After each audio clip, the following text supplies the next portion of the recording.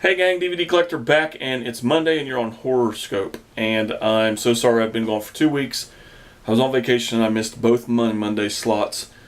But I'm back and we're back in full force now. And this week is Jamie Lee Curtis week. And since I missed last week and it was John Carpenter week, I thought I'd give you my take on Halloween.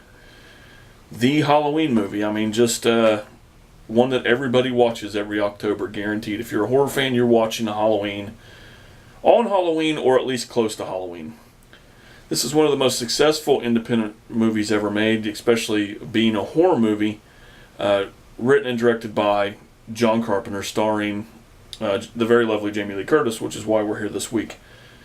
Scream Queen extraordinaire, playing the sister of Michael Myers, our antagonist, or serial killer in this instant of the movie. Jamie Lee did a great job in this movie, and I've read articles and I've even read stuff about her talking how she didn't think she did a great job the first day of filming. She was scared she was going to be fired, let go of the film. She was reassured, of course, by John Carpenter that she was doing a great job. Jamie Lee, of course, being the daughter of Janet Leigh, the beautiful Janet Leigh from Psycho. Everybody remembers her from Psycho. She also plays in a movie with her daughter, The Fog, which is my absolute favorite Carpenter movie, and it's what I would have done last week had I been here. But anyway, let's talk about Halloween a little bit. Halloween, made in 1978, had a budget of $320,000, I think.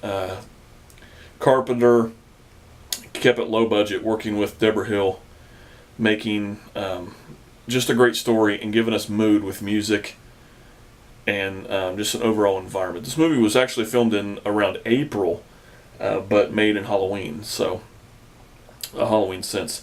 So I've read stuff, and seen stuff on extras on DVDs and Blu-rays about how hard it was for them to get pumpkins for a Halloween movie in April. But this movie revolves around one of the most famous movie serial killers of all time, Michael Myers, who, as a little kid, killed one of his sisters and was locked up for a long time under the care of Dr. Loomis, played by Donald Pleasence.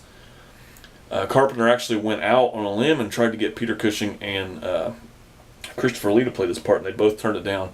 And both have been recorded on different places where you can read and find out on the internet, especially IMDb, where I get a lot of my information from, that it was one of the biggest mistakes of their career, turning down the role of Dr. Loomis. Now, if you don't know this, he's only in about 18 minutes of this film, so it would have been a big opportunity for them to be part of this franchise. Not that they didn't have their own glory days with Hammer Films, making some of the best horror movies in the business. But anyway, Dr. Loomis is responsible for Michael Myers' upbringing in the institutions. One day he escapes and he goes back to what we assume go back to town, but he ends up trying to kill off the remaining members of his family. Now, we don't know why at this point. We don't have any idea why he's so intent on killing his family. Rob Zombie, however, in the movie makes it so we know that he's been abused, and that's why he starts this killing now. Carpenter decided not to tell us this kind of stuff in his movie, and I think that works a little bit better, because I don't really care why he's killing everybody. I just care that he is killing everybody. He goes back, and he's specifically hunting down to kill his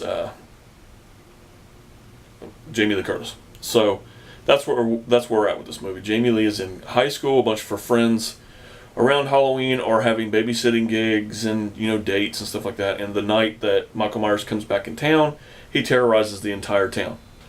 And soon after all this starts, Loomis is on the foothills of Michael Myers, and he's in town trying to capture him and take care of something that he's taking a really big, not only a risk, but he's taking the blame for most of this that's happening. And that's my biggest problem with Rob Zombie's remakes or revisions or whatever you want to call them, is the fact that Loomis doesn't take blame. He shifts the blame in them.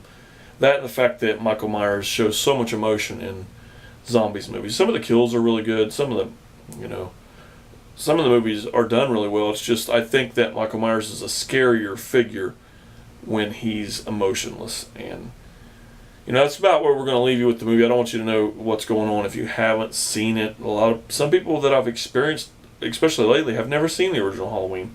And I want them to be part of the, I want them to experience that without me telling what happens. Now, do know that you need to watch Halloween 1 and 2 back to back because essentially they're one long movie. With Halloween 3, they went a different avenue. And I think what I've read over the years was it was supposed to be, every movie was a different element of Halloween. Well, Halloween 3 didn't do so good in the box office because Michael Myers wasn't in it. And so they brought him back. And then, of course, it went on with a ginormous amount of sequels, bad or good, whether you like them or whether you don't like them. And 2 remakes by zombies. So there we are. Definitely check out Halloween. It is classic. It's not only classic, it's just definitive to own this. You need this in your collection if you're a horror connoisseur, or even just a movie lover. Halloween, whether you own it on Blu-ray, DVD, whatever. There's so many different copies of this movie. It looks great on Blu-ray, by the way, though. But that's it, guys. That's Halloween. So John Carpenter, one of my absolute favorite directors. Definitely one of my favorite horror directors of all time. Check it out. So until next time, guys, that's Horoscope. Watch everybody else's videos for the week. Please support the channel. Don't forget to subscribe. Check me out on my own channel, DVD Collector 1974. And I'll see you later.